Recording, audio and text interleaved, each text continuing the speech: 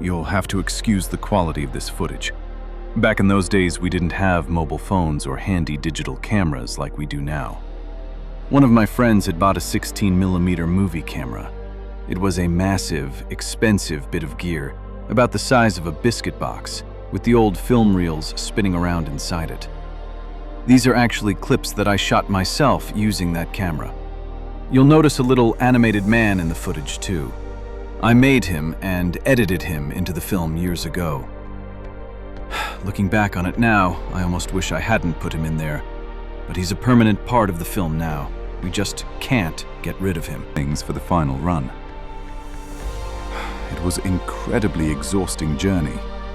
Spending hours cooped up in an airplane cabin can absolutely make you feel like you've been put through a machine and spit out the other side. Did you know, back between 1965 and 1968, those classic light aircraft from Bell and Hughes were absolutely running on heavy-duty piston engines. Flying over the Bonny River is an incredible sight.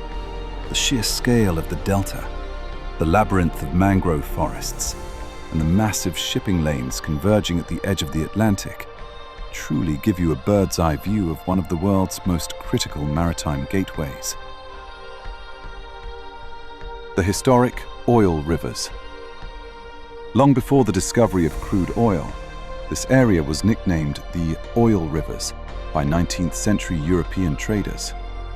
After the abolition of the transatlantic slave trade, of which the ancient kingdom of Bonny was tragically a major hub, the region pivoted to become the world's leading exporter of palm oil, which was desperately needed to lubricate the machinery of the Industrial Revolution. The very first time out here was a contract with Nordive was supposed to be a standard, if brutal, stint off the coast of West Africa. But the moment I stepped onto that Tidex boat, I knew I was sailing in a floating coffin. Calling it a rust bucket was an insult to rust. Our quarters were trapped deep down in the belly of the ship. There was only one escape from the suffocating dark, a single salt-crusted porthole on the port side that looked out into an abyss of black Atlantic water. The heat down there wasn't just uncomfortable, it was heavy, wet, and alive. Without a breath of air conditioning, the cabin became a pressure cooker of sweat and rot. 6 divers were crammed into DIY bunk beds that looked like they'd been hacked together by a blind carpenter with scrap wood. But we weren't alone in those bunks. The plastic tracks for the privacy curtains became a literal motorway for the cockroaches. Dozens of them. In the pitch black, you couldn't sleep. You just lay there, paralyzed, listening to the frantic dry of greasy legs scraping along the tracks just inches above your face. If you opened your mouth to breathe the stifling air, you risked swallowing one. Just past the forward bulkhead lay the chain locker. When the West African swells slammed into the hull, the massive anchor chains would rough and tumble around in the dark with a deafening metallic roar. But as the storm grew worse, the sound changed. It ceased to be the random clanging of iron. It became a rhythm, a heavy, deliberate drag and snap. Like something massive was trapped in the locker, testing the weight of the links, trying to claw its way through the bulkhead and into our cabin. The isolation was total.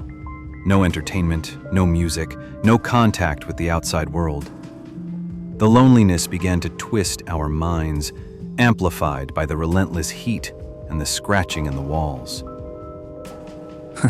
That's me on the deck, right in the thick of it, sorting out the Nigerian crew and getting Bernie prepped for the dive. Fitting the super-light diving helmet in the early days was absolute luxury compared to what we used before. Coming from the old Swindell and then moving on to the early Kirby Morgans that didn't have any proper head protection, the Superlight was a massive upgrade. I was always very happy to dive in it.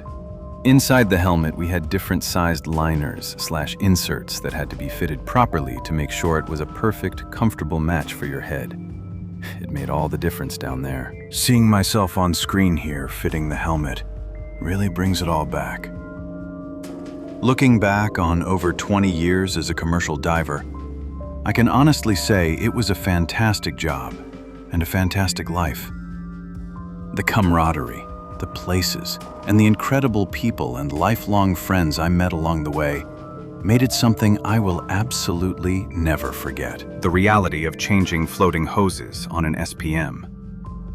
To give you an idea of what offshore oil field diving is really like, let me tell you about removing the floating hoses from an SPM, single-point mooring, buoy. It is easily one of the most intense, unforgiving, and hazardous jobs in the industry. The sea never cooperates. You can forget about a flat, stable work environment. You can never get the sea smooth enough, and even on a supposedly calm day, the massive hoses and the buoy are constantly rising, falling, and slamming with the ocean swells. Wrestling heavy tools and blind bolts. You are hanging out there using a massive, heavy impact wrench to smash loose, giant, seized bolts. It's back-breaking work on top of the hose, but the real nightmare is the bolts underneath. You are leaning over or working blindly upside down, fighting the motion of the water while handling pure iron. The instant the seal breaks. The second those massive bolts start to back off and the gasket loosens, the danger skyrockets. Residual pressure means oil and gas come spurting out all over the place. A high-stakes danger zone. Now you are dealing with a slippery, heavy, shifting workspace covered in hydrocarbons with heavy tools and massive steel flanges moving independently in the swell. One wrong move. It is a high-pressure, incredibly dangerous job.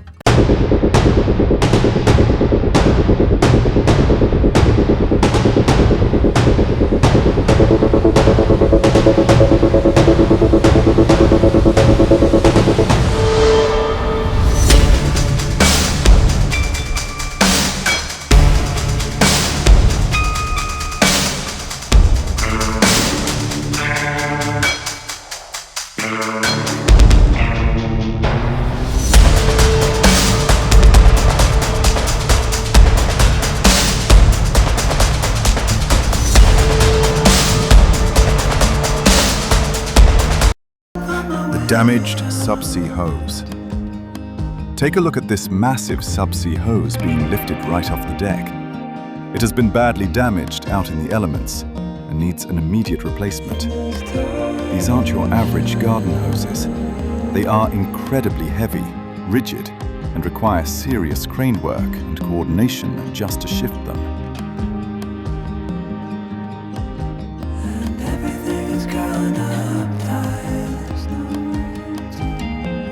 Planning the next move. That's me right there on the deck, taking a second to look it over and have a quick think about our next move. When you are dealing with heavy iron and unpredictable loads, you don't just rush in. You have to think 3 steps ahead to keep the crew and the ship safe. No time for tea. On high-stakes jobs like this, the clock is always ticking. There is definitely no time for a cup of tea and a biscuit when the deck is live and the pressure is on. You figure out the plan, you get to work, and you get it done safely. Manpower versus the sea, pulling the new hose in. Here is exactly what we are up against at this stage of the job. The crane can only do so much. The rest comes down to raw teamwork and mechanical advantage. Maxing out the crane. The ship's crane has already lifted the new subsea hose across the deck and swung it as far over as it possibly can. But a crane can't get it perfectly flush into position against the buoy. That's where the real manual graft begins. Rigging the tier 4s. To pull it the rest of the way, we are using heavy-duty tier 4 winches, hand-operated wire rope hoists. The tier 4s are rigged directly to holes through the SBM, single buoy mooring structure. Threading the steel wire. The heavy steel wire runs from the ship, through the tier 4s, and passes straight into the flange holes of the new subsea hose.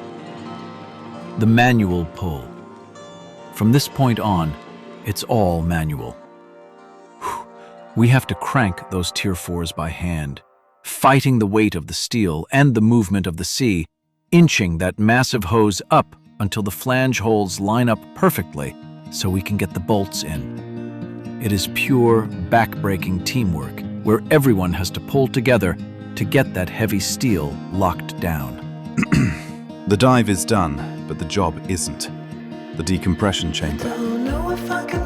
This is the part of the job where the diver has finally finished his brutal work down below and returns to the surface. But he can't just unzip his suit and relax. The next crucial stage happens inside the decompression chamber. Straight into the chamber. The moment the diver clears the water, he goes straight into the deck chamber under strict, constant supervision.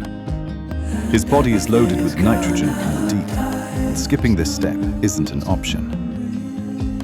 The air and oxygen cycle. Inside the dry chamber, he stays on a strict, medically timed schedule. He will spend his time alternating, sometimes breathing pure oxygen through a mask, and sometimes breathing regular compressed air to safely flush the gases out of his tissues. The welcome home. When he finally gets inside, after hours of freezing, heavy work in the sea, there's usually a cold cup of tea that's been sitting on the side waiting for him. It might be cold, but it's the first taste of dry land. The decompression table. Everything is run by the book. The chamber operator keeps him on a set decompression table system, slowly dropping the pressure step by step. He won't step foot outside that chamber until the entire profile is 100% completed. It's a long, boring, and vital end to a high-pressure day under the waves.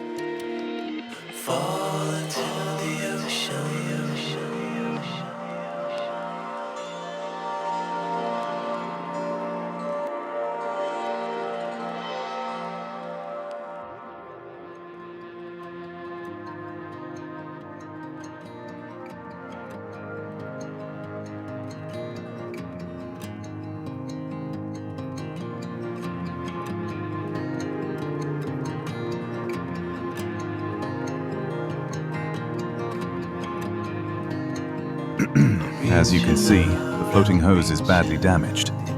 Looks like some ship ran over it during the night. We've already got a new one on standby on the beach by the terminal. One of the boats is towing it out. The captain is keeping an eye on the work. Once it looks like we're in the home stretch, he'll tell the galley to get dinner ready for the crew. Water is rising over me. Water is rising. It's coming.